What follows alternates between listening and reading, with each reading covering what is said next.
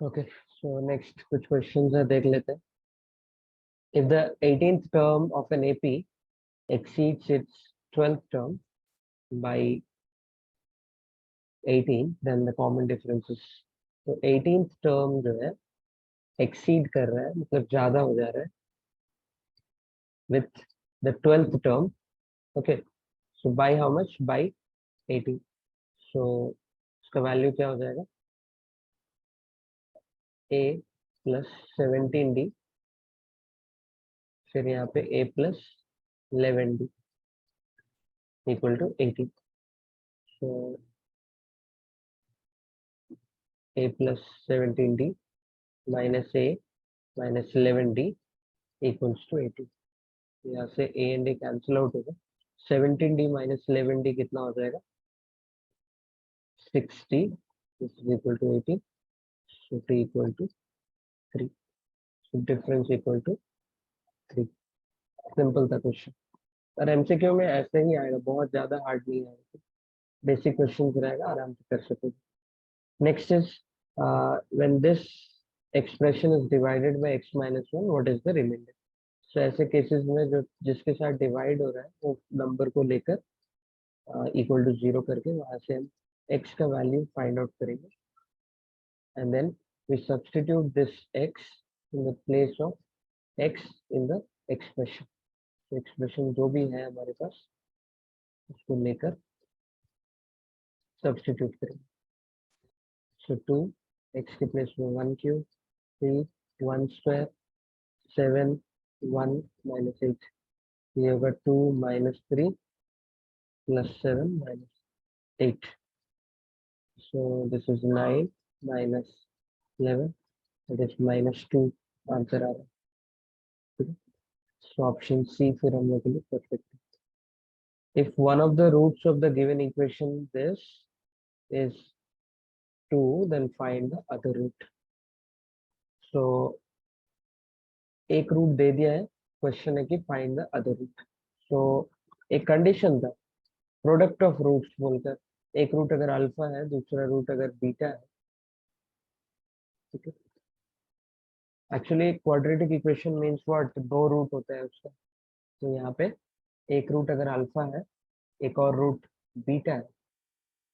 ठीक है, so product of the roots minus C by A होता है. अगर नहीं समझ आ रहा है ये मेथड, ठीक है, तो एक और वे है जो कि डायरेक्टली यहाँ पे x का वैल्यू 2 डाल के सबसे पहला काम k को फाइंड आउट कर लेना. ठीक है, एक बार कर लेते हैं वो मेथड. ये अल्फा बीटा वाला एक्चुअली सीबीएसई टेक्स्ट बुक्स में है, तुम लोग के इसमें नहीं है. ठीक है, इसलिए मे भी समझ नहीं आएगा.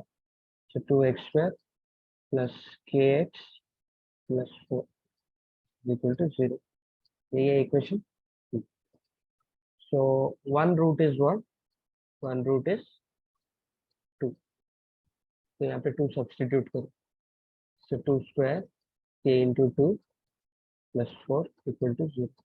तो ये होगा 2k. ये 2 इंटू 2 स्क्वायर क्या होगा? 4. और यहाँ पे again 4. So this is 2k equal to 8. 8 plus 4 12, that is minus 12. so k equal to minus 12 by 2, that is minus 6. so जब k का वैल्यू पता चल गया, हम लोग न्यूली एक और बार इक्वेशन को लिखेंगे. ठीक है, ये माइनस होगा, minus 6x plus 4 equal to 0. And अब इसमें से मिड टर्म फैक्टराइजेशन कर लोगे. ठीक, सो 2x 2 एंड 4 है और हमको 6 लेकर आ रहे हैं, तो 2 प्लस 4 कर सकते हैं. तो 2x minus 4x plus 4 equal to 0. तो यहाँ से हो जाएगा 2x common, so we have x minus 1. यहाँ पे 4 कॉमन, तो x minus 1. So x minus 1 एक फैक्टर है और x 2x माइनस 4 एक और factor. So x minus 1 equal to 0, यहाँ से x equal to 1 and 2x minus 4 equal to 0. वहाँ से we have x equal to 4 by 2. So cancel out होगा तो 2. तो ये तो गिवन था, x equal to 2 is 1. Root already बताया है. We have to find the second root, that is 1. यहाँ पे आंसर होगा. ठीक है, सबसे पहले काम क्या किया कि जो रूट है बोला हुआ है उसको सेटिस्फाई किया. x के प्लेस में, एंड वहां से मैं k को फाइंड आउट किया। पहला काम था मेरा k को ढूंढना, एंड जब k मिल गया मेरे को, now I'll substitute k in the given equation and again I'll factorize, normal factorisation जो होता है वो करके यहाँ से हमको एक और रूट मिला। बट एक और तुमको मैं बता दूं, जो सीबीएसई मेथड है वो करने से भी कोई कट नहीं करेगा, ठीक है। एक स्टैंडर्ड क्वाड्रेटिक इक्वेशन ऐसे होता है, ठीक है, जिसका दो आंसर होता है, we call those two answers as alpha and beta.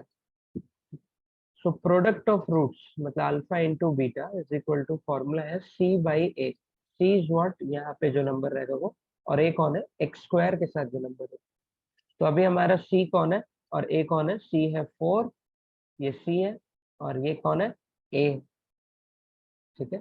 सो एक रूट तो ऑलरेडी अल्फा बता दिया 2, beta we need to find, and C क्या है इधर 4 बाई ए क्या है 2, ठीक है।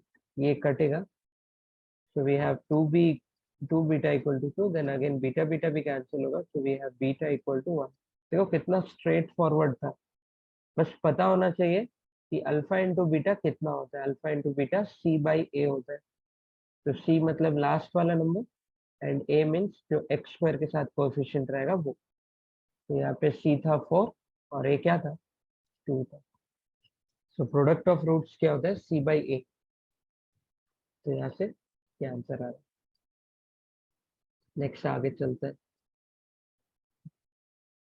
फिर एक क्वाड्रेट मैट्रिक्स है, आई थिंक ये सिंपल क्वेश्चन है, तुम लोग ट्राई मारना। तो ये भी एक क्वेश्चन है कि a parallelogram circumscribing a circle. Presently ये चैप्टर तुम लोग का पोर्शन में नहीं आ रहा है, बट हम लोग देख सकते हैं फिर भी। तो एक बोल रहा है, एक पैरेललोग्राम है जिसको सर्कमस्क्राइब करेगा एक circle. The parallelogram circumscribing a circle, तो सर्कल अंदर होगा, पैरेललोग्राम उसको मतलब सर्कमस्क्राइब करेगा। तो वो क्या शेप है पूछ रहे हैं, ठीक है। ये एक पैरेललोग्राम है, कौन सा शेप है पूछ रहे हैं। सो अगर वो स्क्वायर होता, स्क्वायर इज ऑल्सो पैरेललोग्राम, ठीक है, तो उसमें इजीली कोई टेंशन नहीं है मेरे को। लेकिन यही अगर रोम्बस होता, ऑल साइड्स तो इक्वल होता है but there is a bend, तो वो हर साइड को टच करना मुश्किल हो जाता है, समझ रहे हो। सो रोम्बस तो नहीं, और पैरेललोग्राम, आइसोसेलेस ट्रेपेजियम, ट्रेपेजियम भी नहीं, रेक्टेंगल वो तो और नहीं, बिकॉज रेक्टेंगल पूरा फ्लैट होता है, उसमें सर्कल सिर्फ दो साइड को टच करेगा, रिमेनिंग दो को वो टच नहीं करेगा। तो सर्कमस्क्राइब मीन्स हर साइड जो है टच करके जाना पड़ेगा, बट यहाँ पे ऐसा होगा नहीं। And the last one that is square हमारे लिए परफेक्ट है, जो कि विदाउट एनी बेंड रहता है, सो ऑलवेज अ स्क्वायर हम लोग के लिए आंसर होगा। फिलहाल ये नेक्स्ट वाले चैप्टर में, मतलब जब नेक्स्ट पोर्शन जब भी आएगा तुम लोग का, उसमें ये रहेगा, बिकॉज सर्कल उस वक्त आने वाला है, प्रेजेंटली नहीं है बट आएगा। नेक्स्ट है find the 25th term of the AP. So ये भी इजी है, 25th टर्म। फर्स्ट टर्म दिया हुआ है 3, डी दिया हुआ है 5 माइनस 3 दैट इज 2, तो 25th टर्म से प्लस 25 माइनस 1 डी। सो ए का वैल्यू क्या है 3, एंड डी का वैल्यू कितना आएगा 2, that is 24 into 2, so 3 plus 4 2 is 8, 4, ये ऐड होगा तो 51 जो है आंसर। तो सी ऑप्शन फिर जो है परफेक्ट होगा। Next, if the mean of 5 numbers is 42, uh, mean of 5 numbers is 42, so if the first one is removed, then the mean is decreased to 34, then what is the first number? So simple है, 5 into 42 करो, total value पता चलेगा, 42 into 5 ये हो जाएगा 5 2 is 10, 1 carry, तो 20 21, okay. और 34 into 4 करो, बिकॉज 4 नंबर है अब, तो 4 4 जा 16, 1 कैरी, 4 3 जा 12, 1 13, तो 136 इससे सब्ट्रैक्ट कर देंगे, तो जो भी आएगा वही हमारे लिए आंसर होगा। 11 में से 10 हो गया, 10 में से 6 4 आया, ये 20 में से 13 74 आंसर होगा। So option D. एक्चुअली क्या किया मैं, सम ऑफ 5 ऑब्जर्वेशंस निकाला हूँ, मल्टीप्लाई करना मतलब, एंड फिर सम ऑफ 4 ऑब्जर्वेशंस निकाला, बिकॉज एक ऑब्जर्वेशन तो चला गया। तो फिर दोनों को सब्ट्रैक्ट कर दिया, तो डिफरेंस जो होगा वही हम लोग के लिए, तो नंबर दैट इज रिमूव्ड वाला नंबर पता चल जाए। नेक्स्ट लीनियर इनइक्वेशन का एक क्वेश्चन।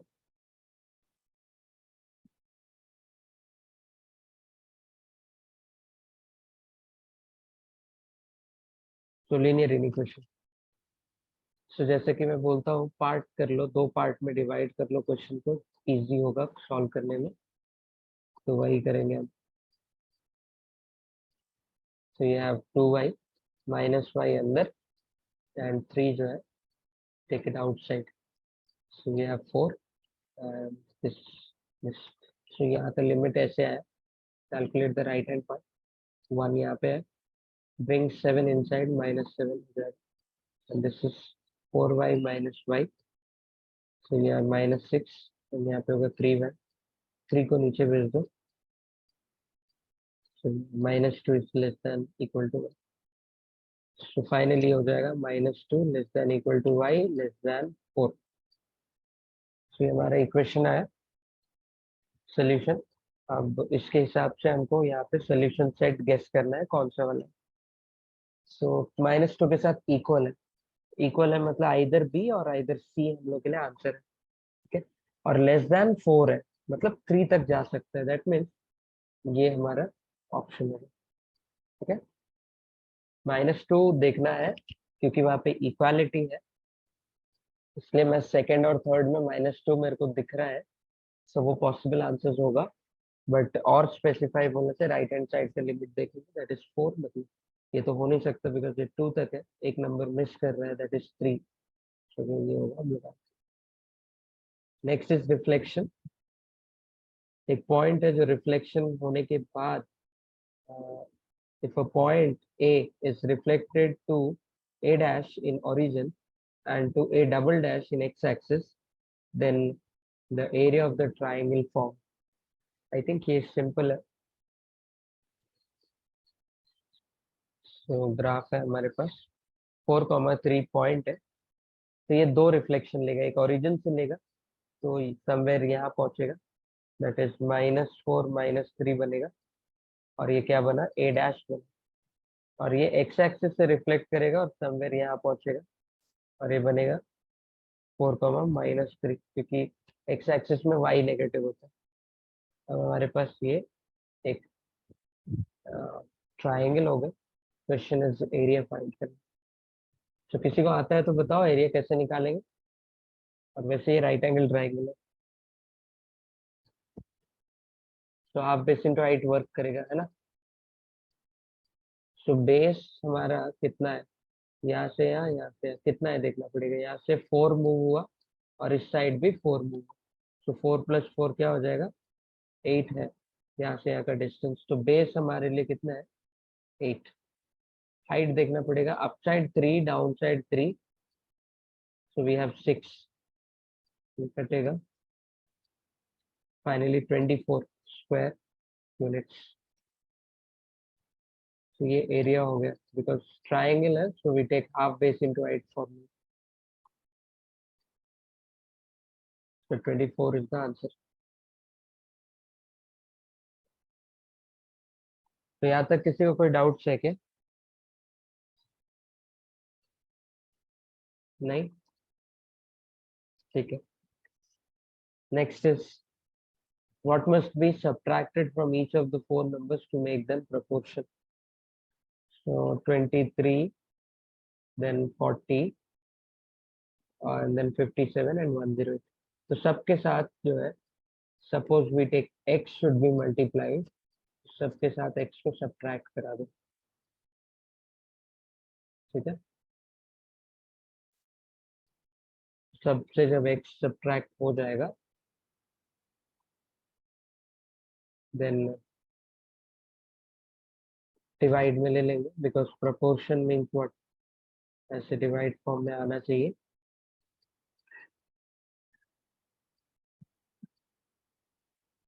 तो ना वो क्रॉस करोगे मल्टीप्लाई करके, वहां से इजिली आंसर जो है मिल जाएगा। ये थोड़ा कर लेना। Next is if the polynomial this is completely divided by x square minus one, so completely divisible है उससे, तो दैट मीन्स ये उसका फैक्टर है, डिविजिबल है मतलब, और कंप्लीटली मतलब रिमाइंडर नहीं आ रहा है, दैट मीन्स वो क्या है, फैक्टर है। तो अभी हम लोग को और दो फैक्टर्स जो भी है उसको फाइंड आउट करना। तो सिंपली इस जो ये जो छोटा वाला फैक्टर दिया हुआ है, that is x minus one, x square minus one, इसको फैक्टराइज करेंगे तो क्या आएगा, एक्स प्लस वन और एक्स माइनस वन। तो एक फैक्टर जो एक्स प्लस वन है, इसको इक्वल टू जीरो करेंगे तो we get X equal to minus one. एक और फैक्टर है, इसको अगर इक्वल टू जीरो करेंगे तो we get X equal to one. तो ये दोनों वैल्यूज जो है गिवन इक्वेशन में पुट करके ए बी में दोनों इक्वेशन फॉर्म करना पड़ेगा। देखते हैं कैसे। तो X cube minus A X square B X plus plus to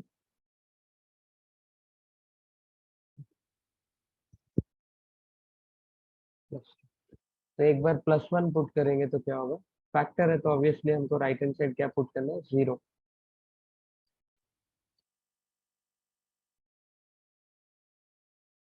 तो this is one minus A minus B plus two equal to zero. तो this is one and two add होगा तो three, minus A minus B को बाहर भेज दे रहा हूँ तो प्लस में चला जाएगा। Similarly one more time minus one डालना पड़ेगा। तो you have two equations after this, और उसको फिर सिंप्लीफाई करना पड़ेगा।